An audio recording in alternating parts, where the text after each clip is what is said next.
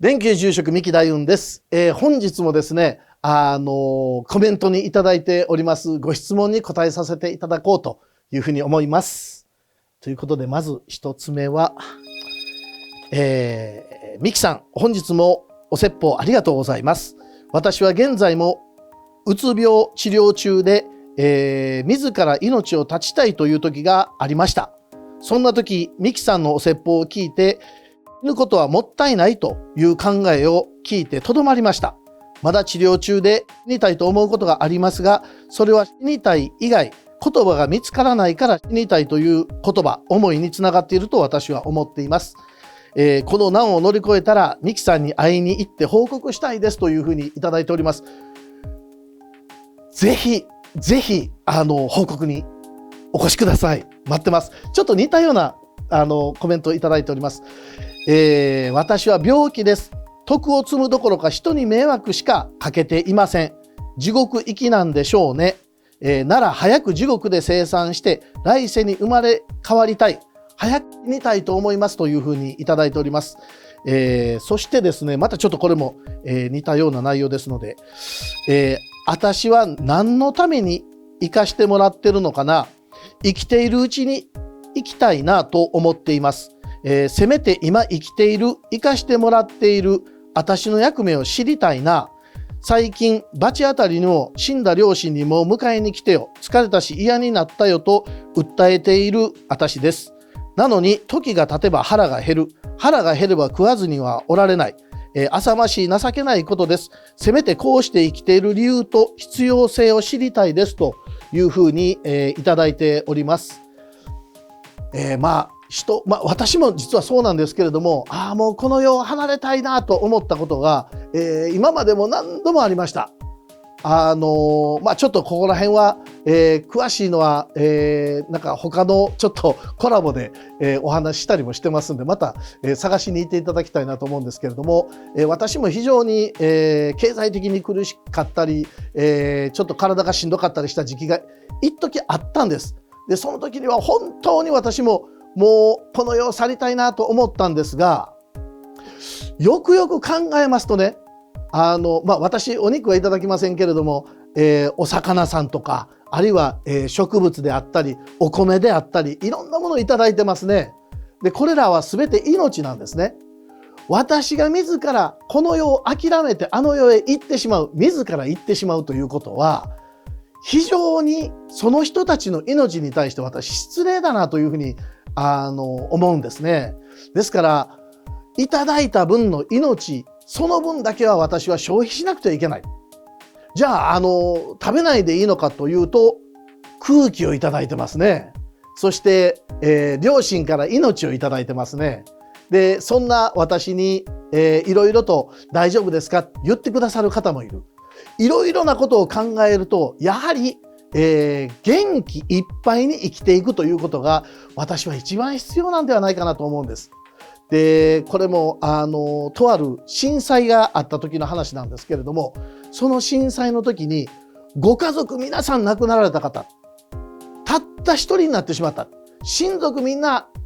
亡くなってしまったんだっていう方がテレビのニュースに映ってられたんですね。そしてその方がある時1週間か2週間経ってからですかね、ご家族の方が出てきたって言ってまたニュースに出てられた。その時にあるアナウンサーの人がインタビュアーがですね、この方に今のお気持ちどうですか、そう聞かれた時にこの男性こう答えたんですね。もう家族の分も生きる、もう子供たちも死んだ、妻も死んだ、親戚もたくさん亡くなった、でもその人たちの分を背負って僕はこれから生きていくんだ、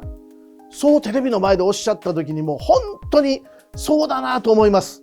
私たちはご先祖様から命をいただいてますし、またいろんなご先祖様以外の人たちもこの私たちの命をここまで運んでくださった方たちの命を私たちが背負ってるんですね。でそれを安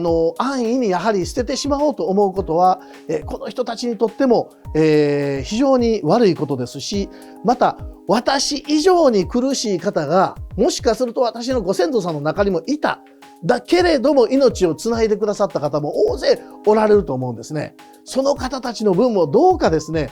どんなにしんどかっても生きることを諦めないでいただきたいなと思いますし、私も応援しておりますので、頑張って、楽しく生きていただけたら嬉しいなというふうに思います。ということで次のご質問いかせていただきます。人が牛に生まれ変わるなんてあるのですか？人は人、男性は男性、女性は女性にしか生まれ変われない。ごく稀に異性に生まれ変わることもあると思いますが、というふうにいただいております。これちょっと、またちょっと見ていただきたいんですけれども、生まれ変わりという配信の中でですね、牛が前世人だったんではないかというふうなお話をさせていただいてるんですけれども、このご質問者の方はですね、人は人にしか生まれ変わらないんですよとおっしゃるんですが、実は私実はというか仏教徒なので、お経に基づいて、物事を考えるんです。お釈迦様がどうおっしゃったかということが一番私の中では重要でして、お釈迦様はお経の中に人はやはり悪事をすると、人間以外のものにも生まれ変わることがあるんだというふうにおっしゃってるんですね。ですからリセットボタンを押してもうまた次人間やれるから悪いことして、また生まれ変わればいいかっていうと、決してそうではないというふうにお経の中では出てくるんです。たくさんの善行を積まないとなかなか人間にまた再び生まれ変わることはないと、言われてます。で、よく前世の記憶を持った、子供さんとか大人の方もおられるんですけれども、こういった方が前世人間でした多くの方が語られることが多いんですけれども、それはおそらく前世人間だった人は記憶が一部残っててですね、動物であった時の記憶を未だ持ってる方が、単になかなかおられないだけの話だというふうに思います。お釈迦様の全生誕の中にもお釈迦様は昔、鳥だった時代、虫だった時代までずっと遡ってご説明されてるお経もあるぐらいですね、なかなか人間は必ずしも次人間というふうに決まっているんではないというふうに、私が仏教徒でお経を元にしてお話ししているので、そう思っております。はい。ということで、ちょっと次の質問をいかせていただきます。一ついいですか？いくら謝っても向こうがこちらを認める気がない喧嘩は永遠に終わりませんよ。謝って向こうの要求する条件をすべて飲んで、無理をして心と体を壊して、それでも仲直りすることを選んで、無理がたたって最終的に死を選ぶことになったとすれば、あなたはどう責任を取ってくれますかというふうにいただいております。これですね、いくら謝っても向こうが許してくれない、認めてくれない、方、もちろんこれおられますね。で、喧嘩が永遠に終わらないというふうにおっしゃってますけれども、実はですね、何が大切かというと、謝って自分を認めてもらうことが大切なのかというと、第一義はそこではないと私は思うんですね。謝って自分の間違いを改心することが、一番大切なことですね。ですから向こうの、要求する条件を全て飲むということが、最終的な目的ではないんですよね。もちろん向こうが間違ってられることもありますので、その時には、そうじゃないというふうに、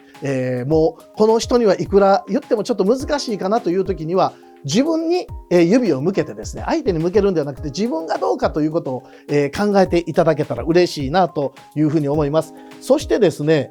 それでもできるだけ仲直りしてくださいと、私がおそらく配信の中で、お話をしてるんだと思うんですけれども、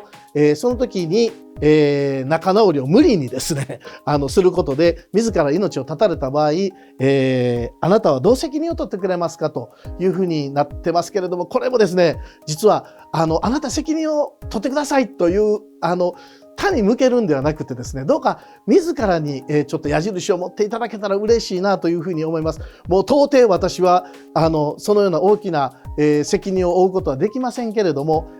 どうかですね、自分がどうか、自分が反省できたんなら、それでも分かっていただけない場合は、これ私はちょっと致し方がないかな、無理をしてくださいというふうには私も申しませんので、そういう時には少し離れられてもいいかなというふうに思います。で、戦争なんかもそうなんですけれども、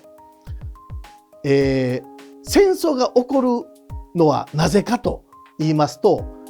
愛あるがゆえになんですね。なんか北斗の拳にもそんな言葉がありましたけども、愛情っていうのは実は仏教ではあまり、深く持ちすぎてはならないという教えが、あります。大きな愛を持ちすぎるとどうなるかっていうと、必ずこう修羅の世界に行ってしまうようになるんですね。どういうことかと言いますと、ある国とある国が戦争してますね。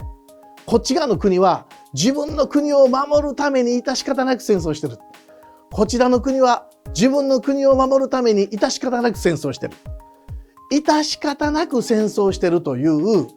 愛あるがゆえに自分の家族あるいは国を守らなくちゃいけないという愛あるがゆえに、争いが起こってしまうので、